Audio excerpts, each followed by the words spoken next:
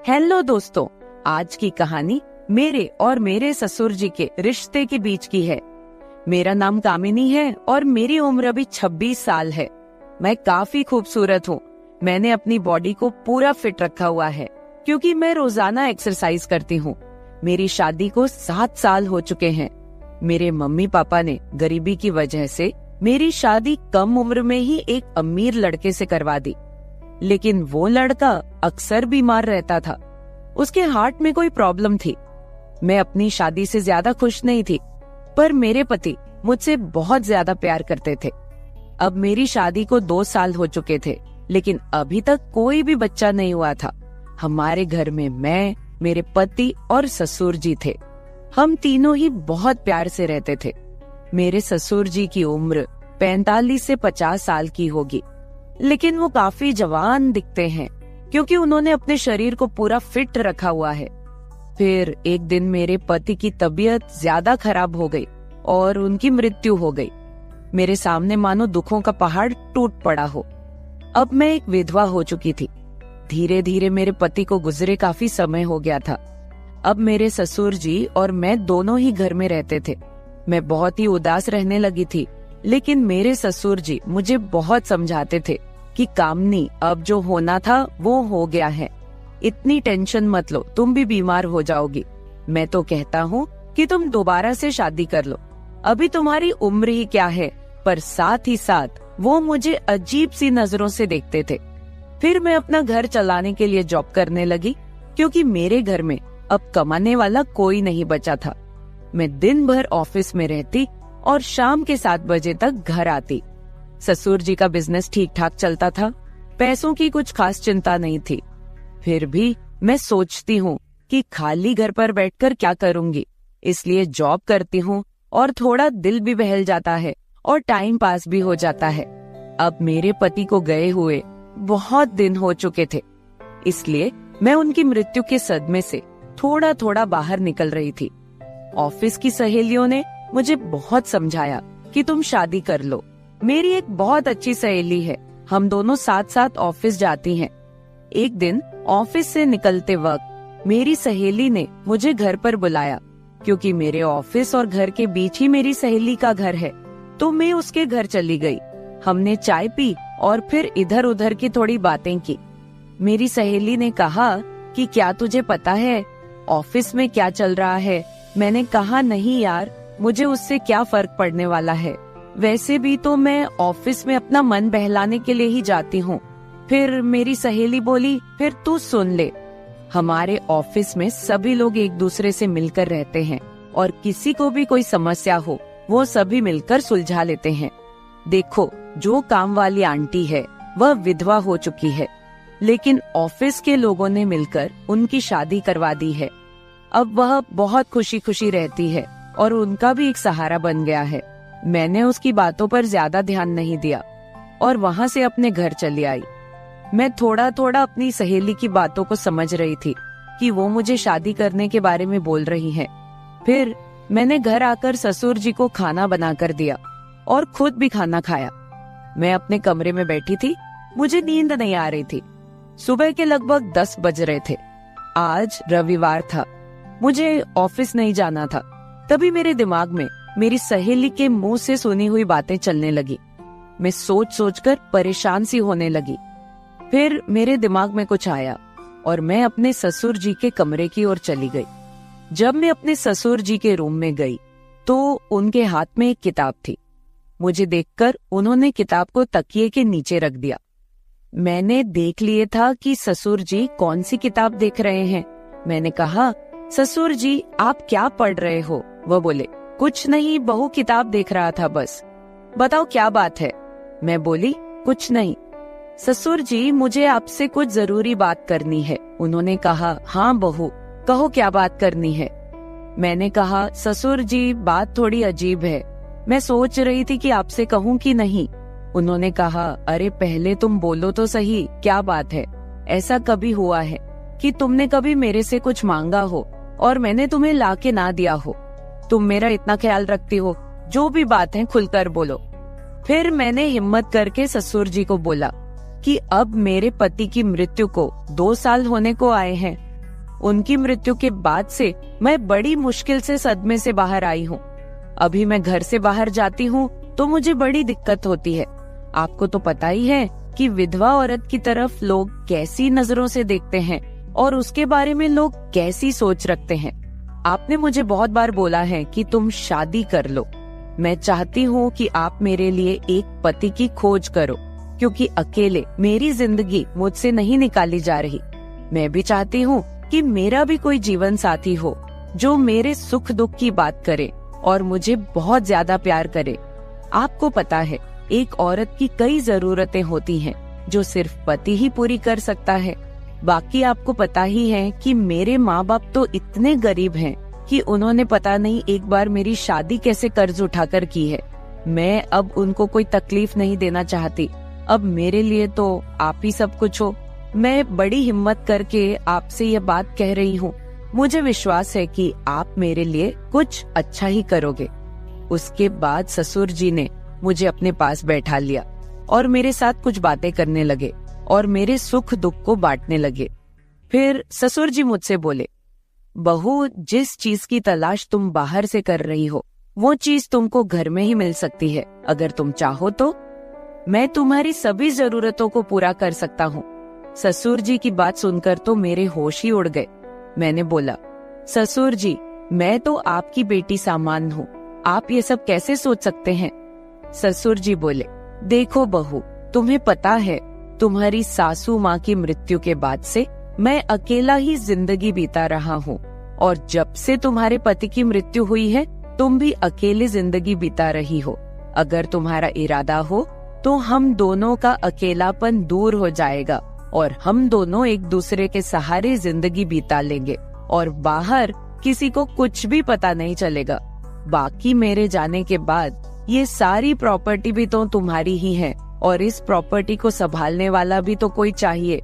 बाकी लोगों की टेंशन मत लो, वो तो जब तुम विधवा की जिंदगी जी रही हो तब भी बातें करते थे और अब भी बातें करेंगे।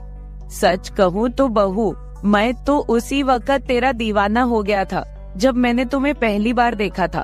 फिर मैंने ससुर जी को बोला कि मैं सोचकर बताती हूँ। अगली सुबह मैं उठी और खाना बनाने लगी। अगले दिन मैं ऑफिस नहीं गई, मैं किचन में खाना पका रही थी।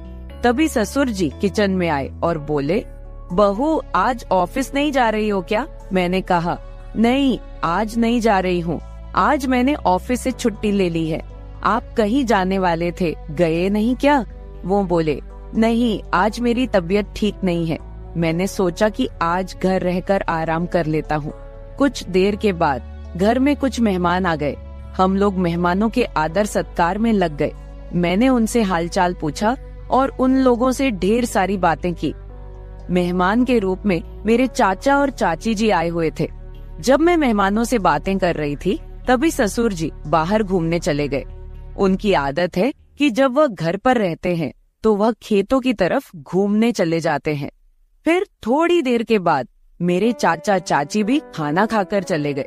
दोपहर के 1 बजे का समय हो चुका था। मेरे दिमाग में ससुर जी की बातें घूम रही थी। मैं सोच रही थी कि इस अकेलेपन के साथ मैं सारी जिंदगी कैसे बिताऊंगी। मैं ससुर जी के साथ रहूंगी तो हो सकता है कि हमारा कोई बच्चा भी हो जाए। और ससुर जी की बात सही है, उनके जाने के बाद उनकी सारी प्रॉपर्टी भी तो मेरी ही है। मुझे ससुर जी की बातें काफी हद तक सही लग रही थी।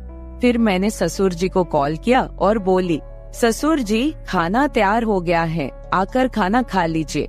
इस पर वह बोले, मैं अभी बाहर हूँ और मुझे थोड़ा टाइम लगेगा। मैंने कहा, ठीक है, मैं जरा बाहर जा रही हूँ तो देर शाम तक वापस आऊंगी, क्योंकि मैंने मार्केट शॉपिंग करने के लिए जाना था। फिर मैं मार्केट चली गई और वहाँ से अपने लिए और ससुर जी के लिए कुछ कपड़े खरीद कर लाई। जब मैं घर पहुँची तो शाम के 7 बज चुके थे। ससुर जी अपने कमरे में सो रहे थे। मैंने ससुर जी को उठाया और वो नहाने चले गए। अब चारों तरफ शांति हो चुकी थी। शाम के 8 बज चुके थे। फिर मैं ससुर जी के पास गई और उनको वो सब बातों के लिए हाँ बोल दी जो उन्होंने मुझे कही थी। ससुर जी मेरी हाँ सुनते ही खुश हो गए। फिर मैं उनके साथ, उसके बाद तो आप समझ ही सकते हैं, जो होना था वो हो गया। मैंने ससुर जी को फिर से अपनी ख्वाहिश बताई और ससुर जी ने मेरी ख्वाहिश पूरी कर दी। हम दोनों ने 1 से 2 घंटे तक एक दूसरे से वो सब बातें की और सारा काम किया। इस तरह से हम दोनों ससुर बहू काफी खुशी खुशी पति पत्नी की तरह रहने लगे। अब मुझे किसी भी चीज की दिक्कत नहीं होती, क्योंकि अब मुझे कहीं भी जाना होता है तो मैं ससुर जी के साथ चली जाती हूँ और हम खूब एंजॉय करते हैं। कुछ दिन बीत जाने के बाद ससुर जी बोले, कामिनी, अब तुम मेरे बिजनेस के बारे में सारा कुछ समझ लो और खुद सारा बिजनेस संभाल लो। फिर मैंने जॉब छोड़कर ससुर जी का सारा बिजनेस खुद संभाल लिया। अब हम दोनों पति पत्नी के जैसे रहने लगे हैं। मैं ससुर जी की हर बात का ख्याल रखती हूँ और वो भी मेरी हर बात का ख्याल रखते हैं। कुछ देर के बाद हमारे घर बच्चा भी हो गया और हमारी जिंदगी काफी अच्छे से चल रही है, क्योंकि ससुर जी ने मेरी हर कमी को पूरा कर दिया है।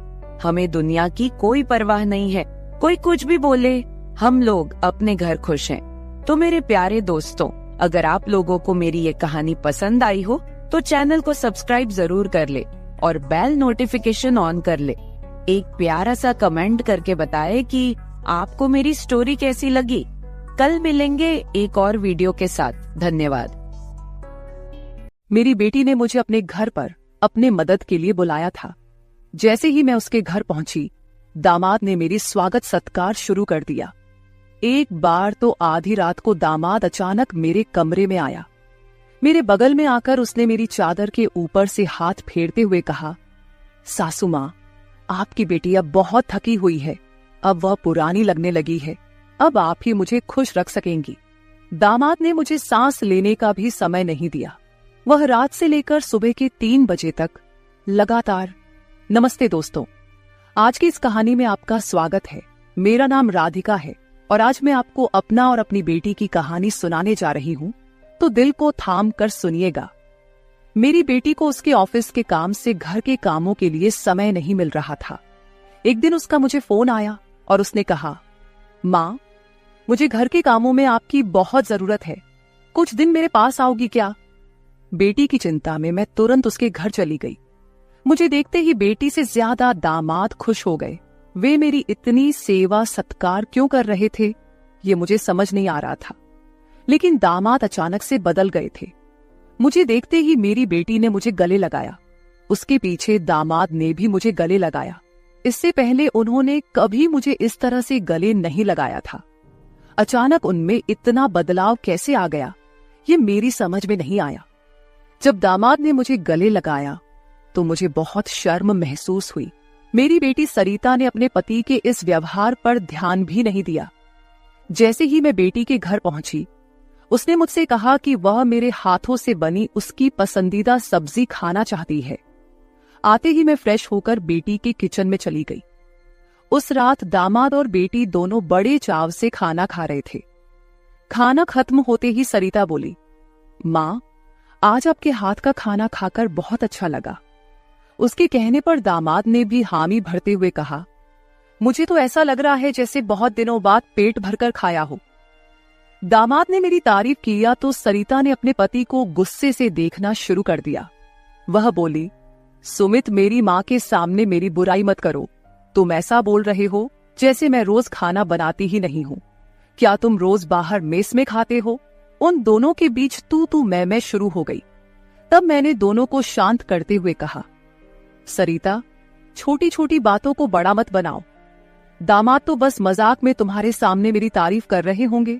वैसे भी रोज तो मैं यहाँ नहीं रहती, तुम ही अपने पति का ख्याल रखती हो। शायद वे सिर्फ हंसी मजाक कर रहे हों। मैंने अपनी बेटी से यह कहा क्योंकि मैं दामाद को कुछ कह नहीं सकती थी। खाना खत्म होते ही सरिता हाथ धोकर अपने कमरे में चली गई। मैं डाइनिंग हॉल साफ करने लगी। मेरी मदद के लिए दामाद थे। वे बोले, सरिता को तो कोई परवाह ही नहीं है। माँ, इतने दिनों बाद आप घर आईं, फिर भी वह पहले ही दिन से आपके ऊपर सारा काम छोड़कर मोबाइल लेकर कमरे में चली गई। यही तो रोज का हाल है। दामाद की बात से सहमत होकर मैंने डाइनिंग टेबल से बर्तन उठाए। तभी दामाद भी मेरी मदद के लिए किचन में आ गए। किचन से जाते वक्त दामाद ने अचानक मेरे हाथ पकड़ लिए। फिर दामाद जी बोले, सासू माँ, सच में आपके हाथों में जादू है। आपके हाथ का खाना खाकर मन बहुत प्रसन्न हो गया। आगे भी मुझे आपके इस तरह के अलग अलग रूप देखने को मिलेंगे। मेरा न कोई साला है और न कोई साली। मेरे ससुराल में तो आप ही एक हैं। अब चाहे साला, साली और बहनोई की हंसी मजाक हो या सासू माँ की देखभाल, ये सभी रिश्ते आपको ही निभाने हैं। अब मैं आपको यहां से जल्दी जाने नहीं दूंगा। मुझे दामाद का प्यार समझ में आया, लेकिन इसके पीछे उनका क्या मकसद था, इस पर मैंने ज्यादा गहराई से सोचा नहीं था। इसी तरह कुछ दिन और बीत गए।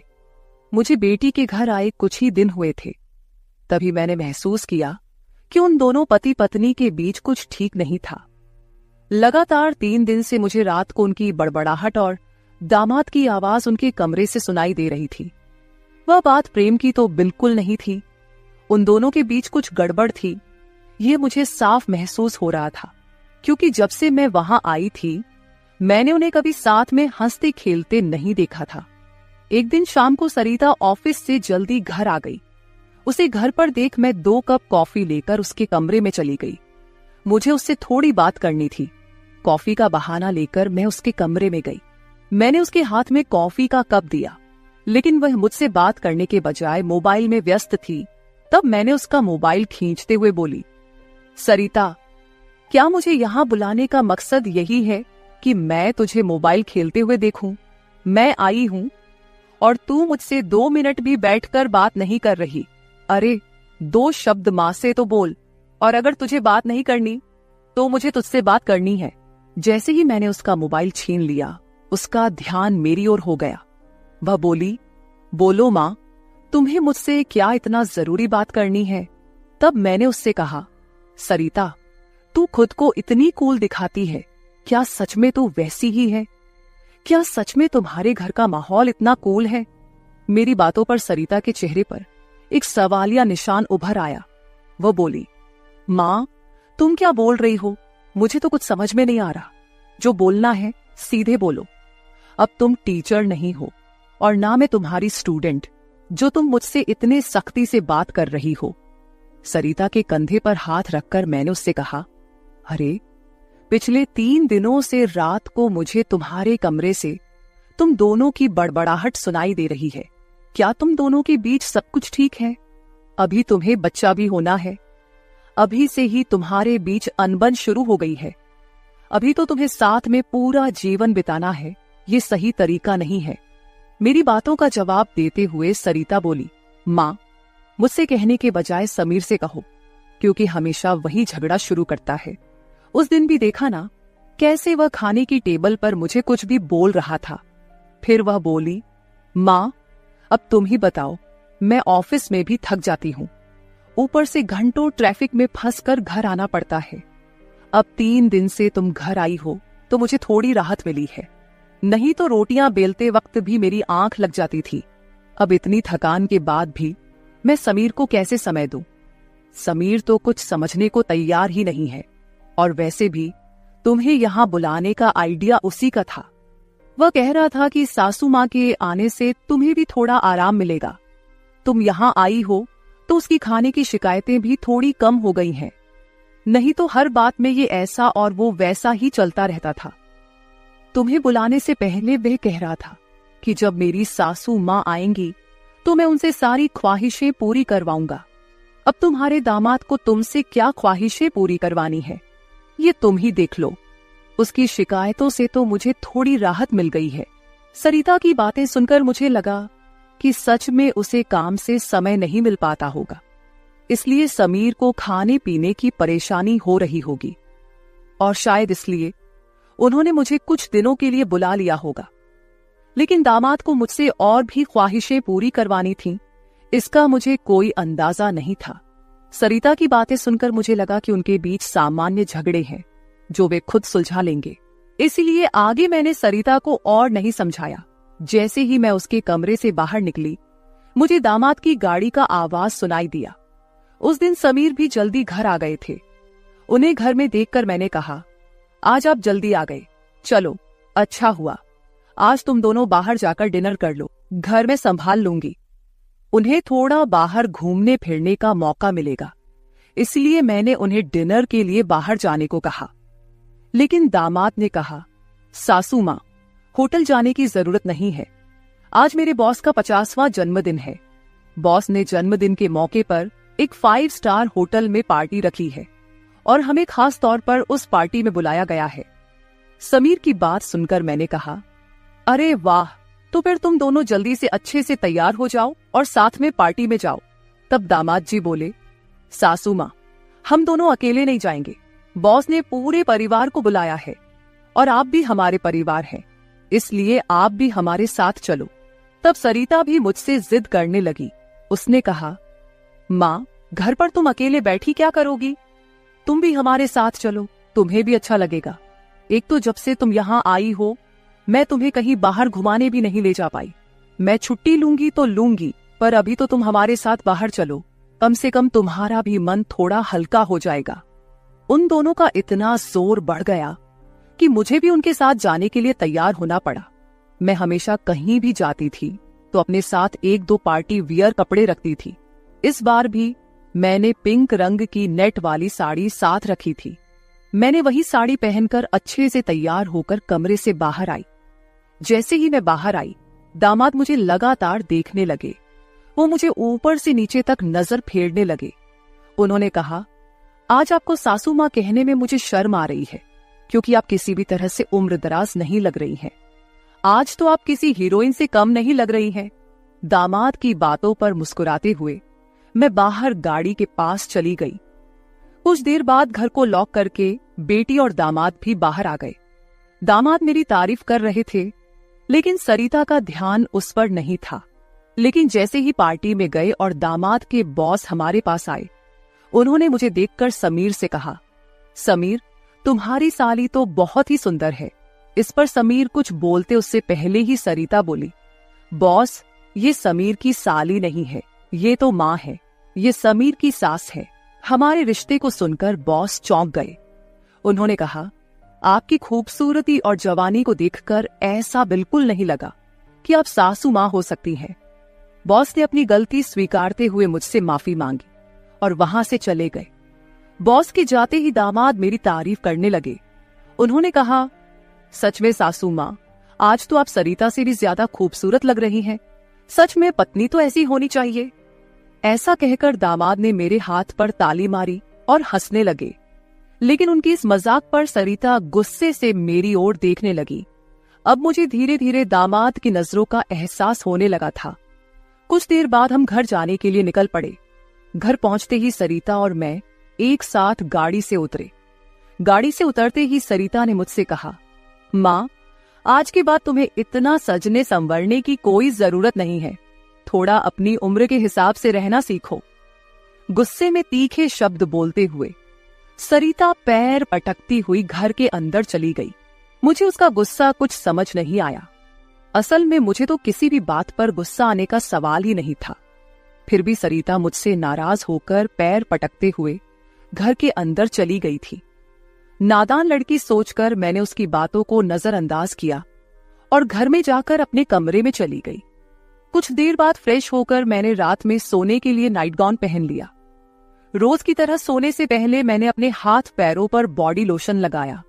तभी अचानक दरवाजे पर दस्तक हुई। दरवाजे पर दामाद थे। हमारी नजरें मिलते ही दामाद ने कहा, सासू माँ, अंदर आ सकता हूं। ये घर उनका ही था, फिर भी वो कमरे में आने के लिए मुझसे अनुमति ले रहे थे। मैंने कहा, ये घर तो आपका ही है, मेरी अनुमति लेने की क्या जरूरत, आप यहाँ कभी भी आ जा सकते हो। फिर हंसते हुए दामाद कमरे के अंदर आ गए। उन्होंने मेरी ओर देखकर कहा, सासू माँ, सच में आज आप बहुत सुंदर लग रही थी। वैसे तो मैं आपको कभी यह कॉम्प्लीमेंट देना चाहता था कि आप आज भी जवान और खूबसूरत दिखती हैं।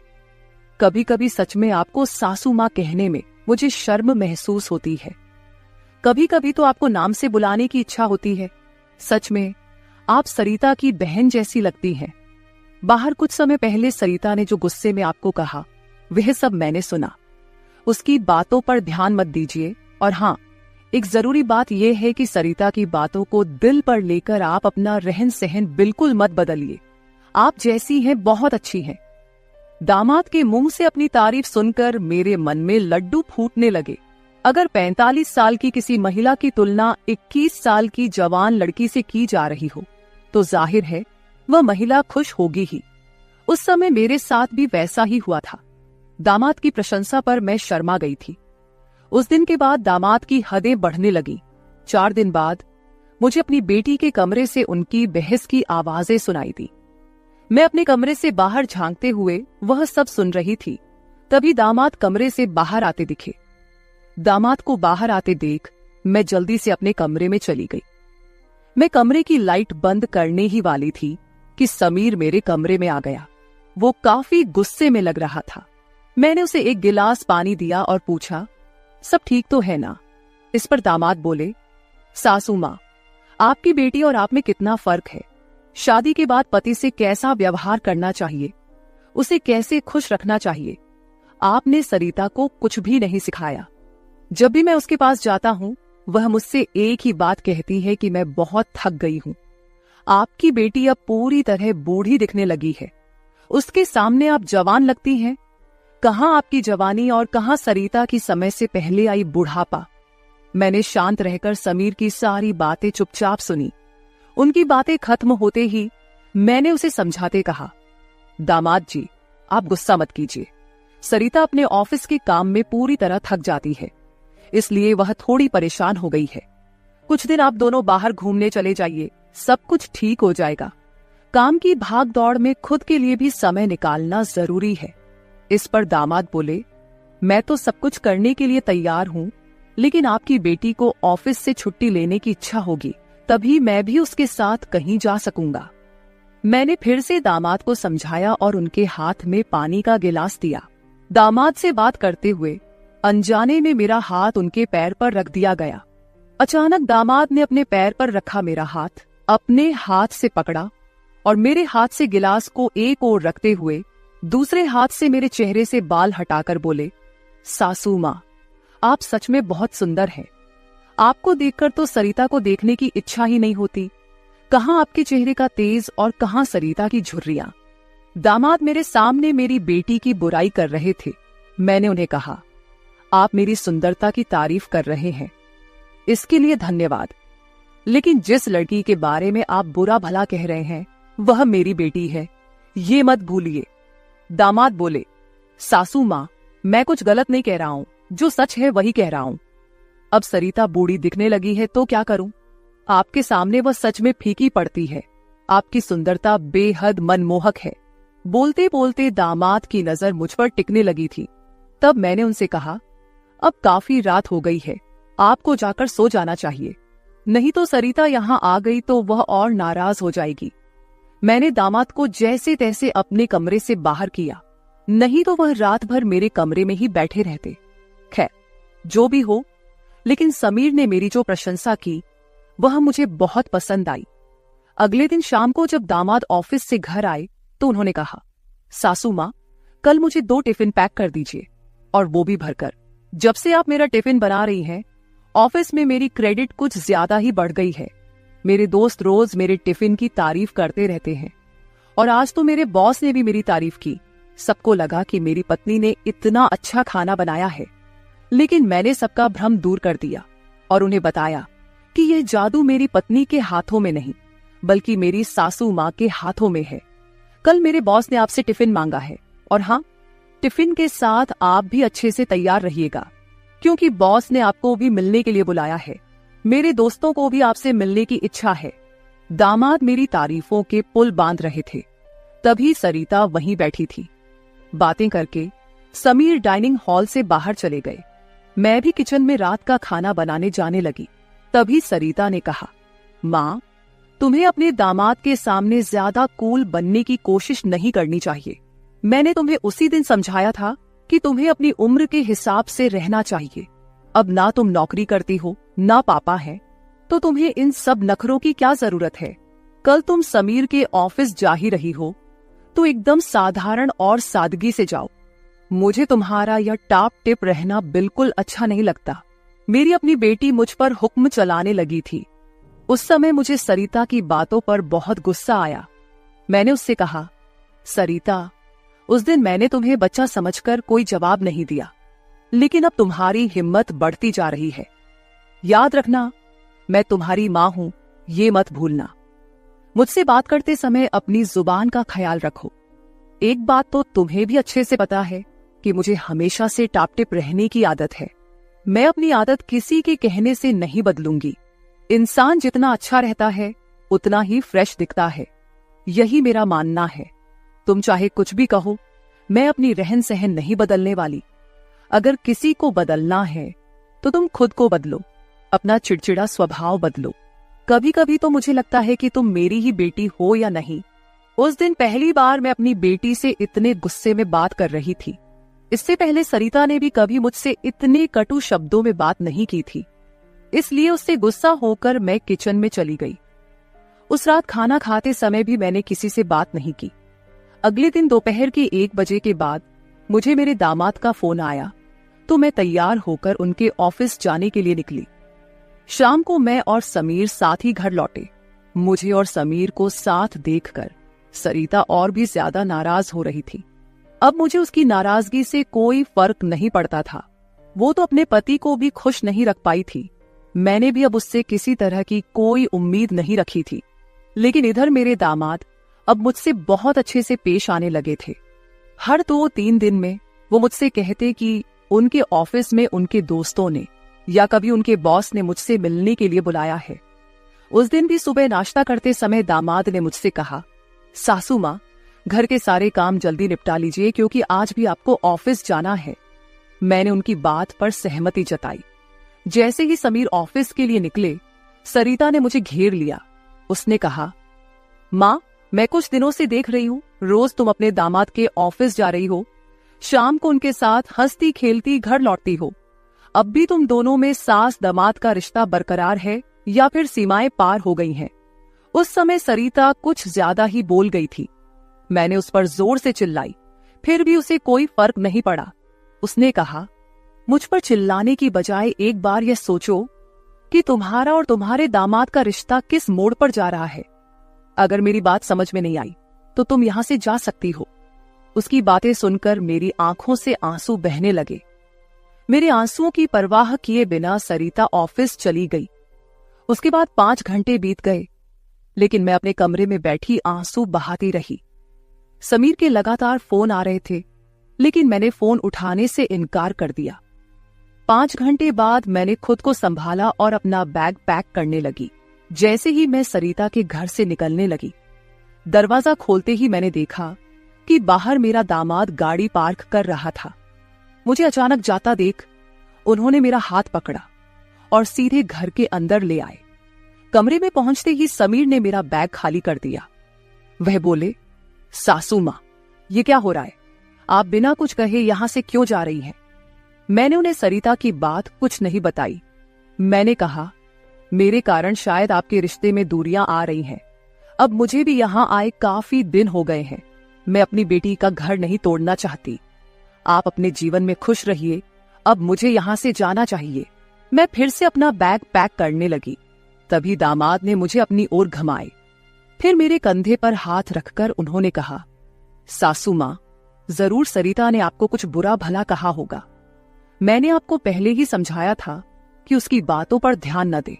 वह मूर्ख है, उसे खुद को संभालना नहीं आता। मुझे तो लगता कि आपकी बेटी आपसे जलने लगी है। जो लोग जलते हैं वे दुआ नहीं देते, इसलिए आपको भी बेफिक्र होकर ठाठ से रहना चाहिए। समीर मुझे हंसाने की कोशिश करने लगे। मेरी आंखों में आंसू देखकर उन्होंने मेरे आंसू पोंछे और कहा, किसी की बातों से इतना हताश मत होइए, मैं आपके साथ हूं। उनके बोलने में एक अलग ही प्यार था। उस दिन के बाद से रोज रात को जब सरिता सो जाती, समीर मेरे कमरे में आने लगे।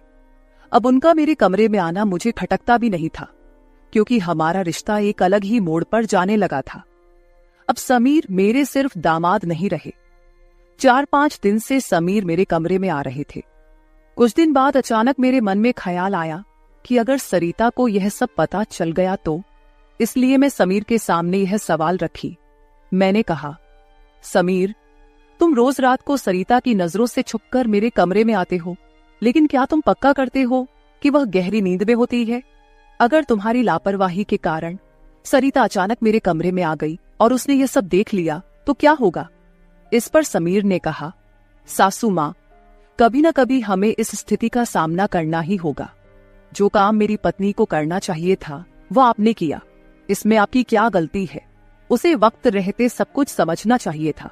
अब वक्त उसके हाथ से निकल गया है। आप ज्यादा चिंता मत कीजिए, नहीं तो आपके चेहरे पर भी झुर्रियां आने लगेंगी। आप चिंता मत करें, बस सरिता के सामने इस रिश्ते को स्वीकार करने का साहस रखिए। हम दोनों बात कर ही रहे थे कि अचानक सरिता कमरे में आ गई। मैंने उसका नाम लिया ही था कि वह वहां मौजूद हो गई थी। हम दोनों सास और दामाद एक दूसरे को देखने लगे। सरिता तो हमें साथ देखकर हमारी ओर बस देखती ही रह गई थी।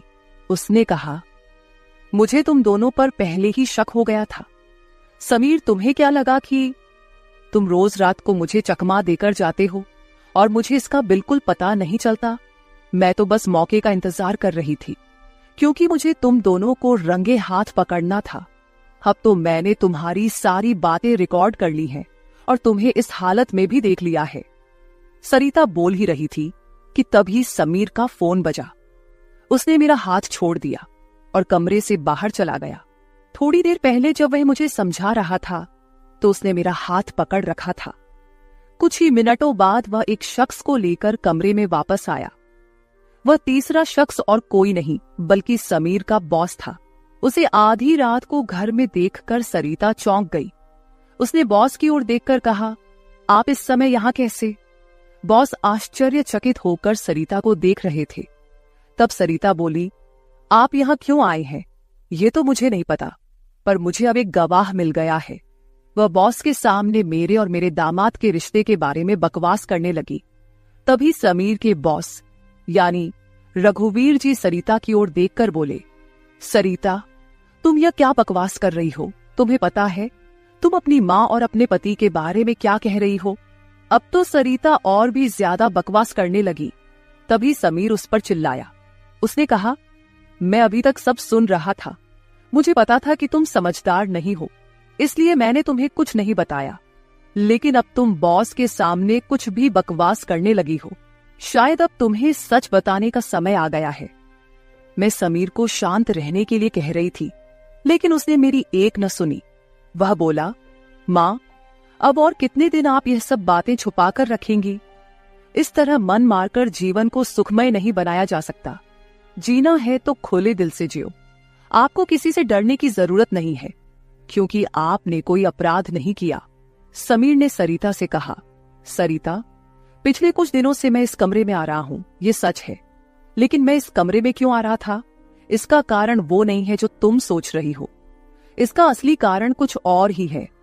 मैं यहां इसलिए आता था ताकि अपने बॉस को तुम्हारी माँ के कमरे में सुरक्षित छोड़ सकूं। मैं तुम्हारी माँ के साथ नहीं बल्कि मेरे बॉस होते थे। जिस दिन हम बॉस के जन्मदिन की पार्टी में गए थे, उस रात जब हम पार्टी से घर लौटे थे तो मैंने तुम्हारी माँ को उनके कमरे में रोते हुए देखा था। उसी रात बॉस ने मुझसे तुम्हारी माँ का फोन नंबर भी लिया था। उस रात बॉस बार बार तुम्हारी माँ को फोन कर रहे थे। उस रात जब मैं अचानक तुम्हारी माँ के कमरे में गया तो मैंने उनके फोन में बॉस के कई मिस्ड कॉल देखे। अगले दिन मैंने बॉस से इस बारे में पूछा, तभी मुझे सच्चाई पता चली। एक समय था जब तुम्हारी माँ और बॉस एक ही कॉलेज में पढ़ते थे। इतना ही नहीं, उन दोनों के बीच प्यार भी था, लेकिन घर वालों के दबाव के कारण वे अपना जीवन एक साथ नहीं बिता सके। पर किस्मत ने 30 साल बाद उन्हें एक बार फिर से आमने सामने खड़ा कर दिया। तुम्हारी माँ कुछ बोलने के लिए तैयार नहीं थी, लेकिन बॉस की वजह से मुझे उन दोनों के रिश्ते के बारे में पता चला। तब से मैंने जानबूझकर कभी दोस्तों का बहाना बनाया तो कभी बॉस का, ताकि तुम्हारी माँ और बॉस को एक दूसरे से मिलवा सकूं। धीरे धीरे मैंने तुम्हारी माँ के चेहरे पर खुशी देखनी शुरू की। वह भी अपना पुराना रिश्ता जीने लगी, लेकिन तुमने इसे गलत समझा और माँ पर गलत आरोप लगाए। तुम्हारे आरोपों के बाद तुम्हारी माँ ने घर से बाहर निकलना बंद कर दिया। तब से मैंने इस प्रेमी जोड़े की मुलाकात अपने घर में ही करानी शुरू कर दी। तुम्हारी माँ जानती थी कि तुम इस उम्र में उनके और बॉस के रिश्ते को स्वीकार नहीं करोगी, इसलिए उन्होंने कभी तुमसे खुलकर बात नहीं की। लेकिन अब मुझे लगता है कि उन्हें अपनी जिंदगी का फैसला खुद करने देना चाहिए। सरिता बोली, समीर, तुम मेरी माँ को उनके प्रेम से मिलने के लिए इतना प्रयास कर रहे थे, तुम दामाद होकर भी कोई आपत्ति नहीं कर रहे थे और मेरी माँ को एक बार फिर से जीने का मौका दे रहे थे। मैं आगे बढ़ी और सरिता से आंसू भरी आंखों के साथ बोली, मुझे माफ कर दे बेटी, मुझे इस उम्र में यह सब नहीं करना चाहिए था, मुझे रघुवीर से फिर से नहीं मिलना चाहिए था। लेकिन तू चिंता मत कर, सुबह होते ही मैं यहां से चली जाऊंगी। मैं रघुवीर से कभी नहीं मिलूंगी।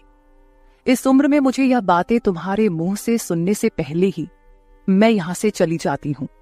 मेरी आंखों में आंसू देखकर सरिता बोली, मां, मुझे माफ कर दो, मैंने तुम्हें समझा ही नहीं, ना मैंने कभी तुम्हारे अकेलेपन को महसूस किया। अब वो समय तो बीत गया, पर अगर तुम मेरे लिए जी सकती हो तो फिर मैं तुम्हारी खुशी में क्यों नहीं शामिल हो सकती। तुम्हारे समय में दादा ने तुम्हारी शादी नहीं होने दी होगी, लेकिन अब मैं उनके नक्शे कदम पर नहीं चलूंगी। मैं तुम्हें और बॉस को आपके आगे के जीवन के लिए ढेर सारी शुभकामनाएं देती हूं। बॉस मुझे मेरे पिता के रूप में स्वीकार है। बेटी की सहमति सुनकर मेरी आंखों में आंसू भर आए। रघुवीर भी मेरी तरह ही अपने जीवन में अकेले थे। अगले 3 दिनों के भीतर मेरी और रघुवीर की रजिस्टर्ड मैरिज मेरी बेटी और दामाद की मौजूदगी में हो गई। शायद ये पहली बार हुआ होगा कि एक बेटी ने अपनी मां की विदाई की थी। मेरी विदाई के समय मैंने सरिता को एक सीख दी। मैंने उससे कहा, सरिता, पैसा सब कुछ नहीं होता, इसीलिए हमेशा पैसे के पीछे भागना छोड़कर कभी अपने परिवार पर भी ध्यान देना चाहिए। कर्तव्यों से भागकर ना तो जीवन पूरा होता है, ना ही खुशियां मिलती हैं। अब समय आ गया है कि तुम अपनी जिम्मेदारियों पर ध्यान दो। सरिता ने मुझसे वादा किया कि आगे से वो अपने घर की जिम्मेदारियों को निभाने में पीछे नहीं हटेगी। मेरी विदाई होते ही सरिता ने पूरे 20 दिनों की छुट्टी ली। शादी के 2 साल बाद मेरी बेटी और दामाद एक बार फिर हनीमून पर गए। तो दोस्तों, शादी और प्यार की कोई उम्र नहीं होती। जहां दिल मिलते हैं वहीं रिश्ते भी अपने आप बन जाते हैं। बस जरूरत होती है एक दूसरे को समझने की। तो मेरे प्यारे दोस्तों, यह थी हमारी आज की छोटी सी कहानी। आपको ये कहानी कैसी लगी कमेंट करके जरूर बताएं। अगर आप ऐसी ही और भी इंटरेस्टिंग और रोमांटिक कहानियां सुनना चाहते हो तो चैनल को सब्सक्राइब जरूर कर ले और बेल आइकॉन ऑन कर ले, ताकि आपको मेरी आने वाली नई वीडियो की सूचना तुरंत मिल सके। कल मिलेंगे एक और नई कहानी के साथ। धन्यवाद।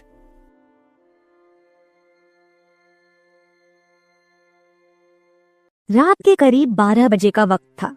गर्मियों की रातें थीं और मैं अपने कमरे में सो रही थी। अचानक मेरे कमरे के दरवाजे पर दस्तक हुई। पहले तो मैं थोड़ा डर गई, लेकिन फिर सोचा शायद मेरा भाई ही होगा, क्योंकि घर में मेरे और भाई के अलावा कोई और नहीं था। मैंने उठकर दरवाजे की ओर कदम बढ़ाए।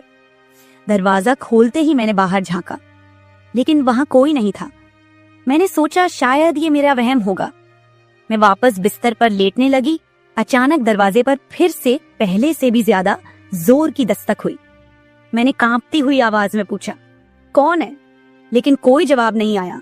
डरते हुए मैंने दोबारा दरवाजा खोला और वहां मेरा भाई खड़ा था। उसने मुझसे कहा, क्या हुआ दीदी, इतनी घबराई हुई क्यों लग रही हो? वो मुझे आज कुछ अजीब सी नजरों से देख रहा था।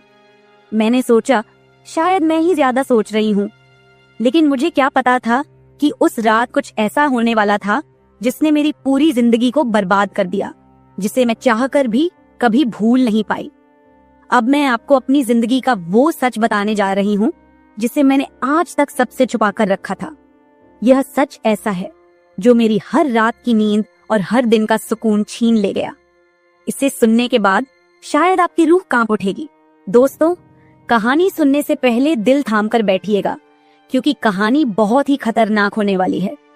अगर चैनल पर पहली बार आए हैं तो चैनल को सब्सक्राइब जरूर कर लीजिएगा। तो चलिए कहानी शुरू करते हैं। मेरी उम्र 20 साल हो चुकी थी और मैंने नया नया जवानी की दहलीज पर कदम रखा था। मैं कॉलेज में 2nd ईयर की पढ़ाई कर रही थी। उन दिनों गर्मी का मौसम था और हमें कॉलेज से छुट्टियां मिल गई थीं। रोज की तरह आज भी पूरे घर की सफाई करने के बाद मैं अपने बिस्तर पर आराम कर रही थी। थकान से चूर होकर ऐसा लग रहा था जैसे पूरा बदन अकड़ गया हो। मैं अपने बिस्तर पर लेटकर सुकून पाने की कोशिश कर रही थी और हाथों से अपने सिर की मसाज कर रही थी। अचानक मेरा भाई राहुल मेरे कमरे में आया और दरवाजा बंद करके कहने लगा, क्या हुआ दीदी, तबीयत तो ठीक है? मैंने कहा, क्या भाई, मम्मी सारा काम मेरे सर पर डालकर चली जाती हैं। कॉलेज की छुट्टियां क्या हुई, सारे घर की जिम्मेदारी मुझ पर आ गई है। ऊपर से काम वाली बाई भी छुट्टी पर है। मुझसे नहीं होते ये घर के काम। मेरी बात सुनकर वह मेरे पास आकर बैठ गया और कहने लगा, मेरी प्यारी बहन, कोई बात नहीं, मैं अभी तुम्हारे लिए दूध लेकर आता हूँ, उसे पियोगी तो सुकून मिल जाएगा। राहुल की बात सुनकर मैं मुस्कुरा दी और कहा, बस तुम खाना बाहर से ले आना, मैं थोड़ी देर सोऊंगी तो मेरी तबीयत कुछ बेहतर हो जाएगी। राहुल कमरे से निकल गया। कुछ देर बाद ठंडे दूध के गिलास के साथ वह वापस आया। मुझे उस पर बहुत प्यार आया। दुनिया में बहुत कम ही ऐसे भाई होते हैं जो अपनी बहनों का इतना ख्याल रखते हैं। मैं उसे ढेर सारा आशीर्वाद देने लगी और उसका लाया हुआ दूध पीने लगी। दूध पीने के बाद मैं अपने बिस्तर पर लेट गई। राहुल कहने लगा, चलो दीदी, मैं तुम्हारा सिर दबा देता हूँ, तुम सो जाओ। वह मेरे पास बैठ गया और अपने हाथों से मेरा सिर दबाने लगा। उसके हाथों से मुझे सुकून मिलने लगा और मेरे सर का दर्द भी कम हो गया था। मैं आंखें मूंद कर लेट गई और कुछ ही देर में मैं गहरी नींद सो गई। मुझे कोई भी होश नहीं था कि मैं कितने घंटे तक सोती रही। जब मेरी आंख खुली तो मैंने घड़ी पर टाइम देखा। रात के 9 बज चुके थे। शायद थकावट की वजह से मुझे वक्त का एहसास ही न हुआ। मम्मी और पापा भी ऑफिस से वापस आ चुके थे। मुझे कुछ भी समझ नहीं आ रहा था और मेरा पूरा शरीर दर्द कर रहा था। मैं बिस्तर से उठकर बाथरूम जाने लगी। तभी मुझे चक्कर आ गए। मुझे ऐसा लग रहा था जैसे सब कुछ घूम रहा हो और अगर दीवार का सहारा नहीं लिया होता तो शायद गिर जाती। खुद को संभालते हुए मैं फ्रेश होकर बाहर आई। देखा कि सभी खाने के टेबल पर बैठे हुए थे और मेरे आने का इंतजार कर रहे थे। मैं जाकर आराम के साथ कुर्सी पर बैठ गई। मेरी हालत काफी खराब हो चुकी थी और थकावट से मेरा पूरा बदन दर्द कर रहा था। राहुल ने देखा कि मैं थकी हुई हूँ तो तुरंत मम्मी से कहने लगा, मम्मी देखिए, अंजलि दीदी पर काम का बोझ थोड़ा कम डाला करे। अरे, अगर काम वाली नहीं आ रही तो उसकी जगह किसी और को रख ले। यह बेचारी सारा दिन काम करके थक जाती है। देखें तो इसकी रंगत भी पीली पड़ चुकी है। वाकई में मेरी हालत दिन ब दिन खराब होती जा रही थी। मम्मी और पापा दोनों ही काम करते थे क्योंकि सिर्फ पापा की जॉब से घर का खर्चा चलना मुश्किल था। साथ ही हमारी पढ़ाई का खर्च भी काफी था, इसलिए मम्मी भी उसी कंपनी में काम करती थी जहां पापा। हम दोनों भाई बहन कॉलेज जाते थे, लेकिन गर्मी के मौसम में छुट्टियां होने की वजह से घर पर ही थे। मैंने एक बात नोटिस की थी कि पिछले कुछ हफ्तों से राहुल मेरे कुछ ज्यादा ही करीब होने लगा था। जब से मुझे कॉलेज से छुट्टियां मिली थीं, तब से वह मेरा कुछ ज्यादा ही ख्याल रखने लगा था। अगर मैं घर का कोई काम करती तो वह आकर मदद करने लगता। कभी कभी काम करते वक्त मुझे थकावट महसूस होती तो वह मुझे आराम से बिठाकर मेरा सिर दबा देता। जब मैं उसे मना करती तो वह हंसते हुए कहता, नहीं दीदी, तुम बहुत काम करती हो, अब मेरा हक बनता है कि तुम्हें सुकून दो। मैं उसे रोक नहीं पाती और चुपचाप लेटी रहती। लेकिन एक रात जो हुआ उससे मेरे होश उड़ गए थे। क्या राहुल कभी ऐसा कर सकता था? मैं अपने कमरे में सो रही थी। आधी रात के करीब मुझे महसूस हुआ कि जैसे कोई मेरे कमरे में आकर खड़ा हो गया हो।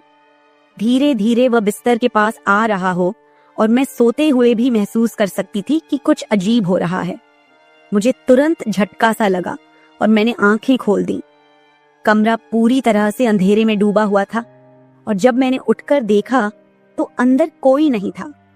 बस कमरे का दरवाजा थोड़ा सा खुला हुआ था और मुझे याद था कि मैं हमेशा सोने से पहले दरवाजा बंद करके सोती थी। तो फिर वह कैसे खुला था? मैं चुपचाप उठकर दरवाजे को लॉक करने लगी। फिर से बिस्तर पर जाकर सोने की कोशिश की, लेकिन जैसे ही मेरी आंखें बंद हुईं, मुझे फिर से कुछ कदमों की आहट सुनाई दी। जैसे कोई बिस्तर के पास आकर बैठा हो, और फिर मुझे लगा जैसे कोई मेरे पास आकर अपना हाथ बढ़ा रहा हो।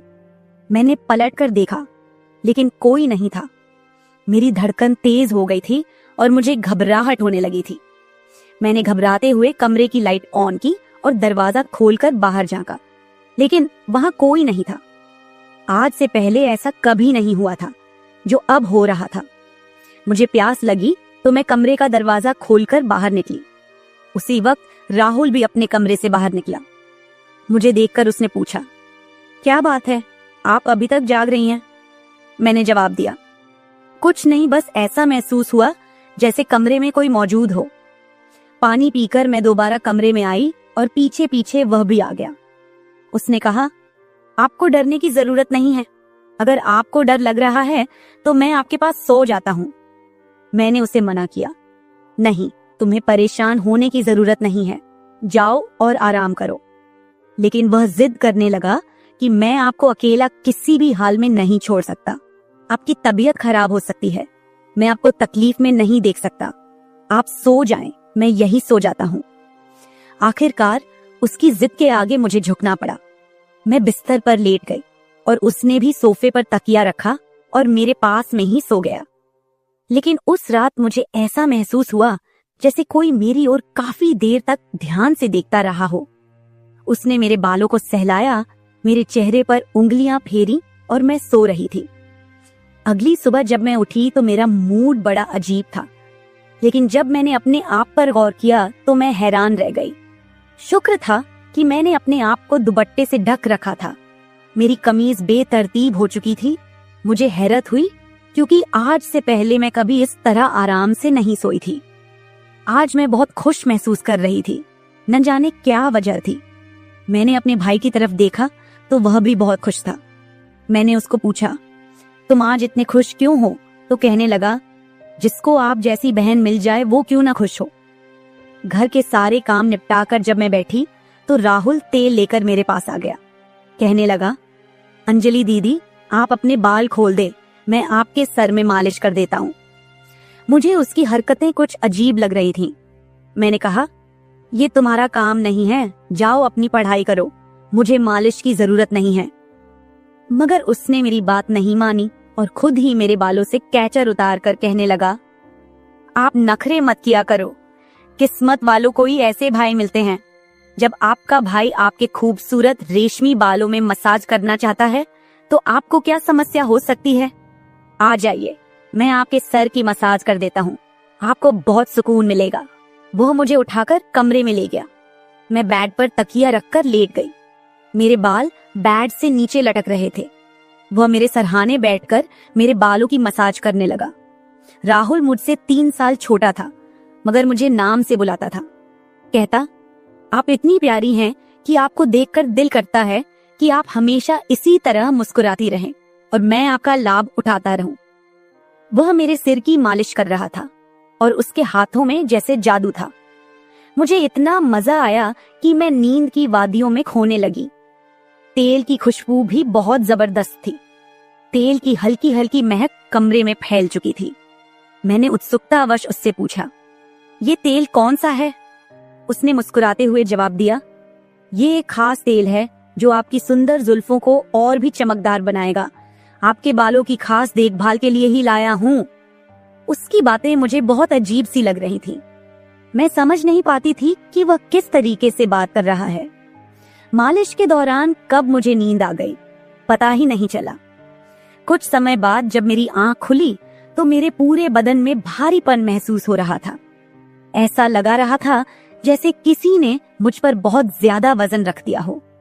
मेरी टांगों और हाथों में अजीब सा दर्द था, मानो घंटों तक मैं किसी भारी बोझ के नीचे रही हूं। पूरे बदन में दर्द सरायत कर रहा था। मैं धीरे धीरे उठकर बैठी और चारों तरफ नजर दौड़ाई। मेरे कपड़े हल्के हल्के गीले हो गए थे और पंखा भी बंद था। कमरे में गर्मी का एहसास हो रहा था। मैंने चक्कर खाती हालत में बेड से नीचे कदम रखा, मगर पैरों में जैसे जान नहीं थी। मैंने अपने भाई को देखा जो शांत और सामान्य नजर आ रहा था। लेकिन ये सब क्या हो रहा था? मुझे समझ नहीं आ रहा था कि आखिरकार ऐसा क्यों हो रहा है। बड़ी मुश्किल से खुद को घसीटते हुए मैं बाथरूम पहुंची और फ्रेश होकर आई। आईने में अपनी हालत